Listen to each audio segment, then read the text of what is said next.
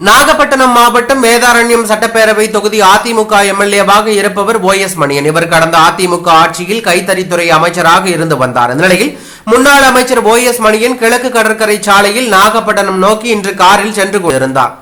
தலைஞாயிறு திருப்பூண்டி காரைநகர் அருகே அவரது கார் வந்து கொண்டிருந்த போது எதிர்பாராத விதமாக இருசக்கர வாகனம் குறுக்கே வந்துள்ளது.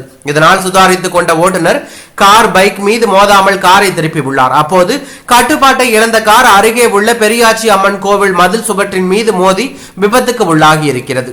இந்த விபத்தில் காரின் முன்பக்க பகுதி சேதமடைந்த நிலையில் சீட் பெல்ட் அணிந்திருந்ததால் முன்னாள் அமைச்சர் மற்றும் ஓட்டுநர் அதிர்ஷ்டவசமாக உயிர் தப்பினார்கள்.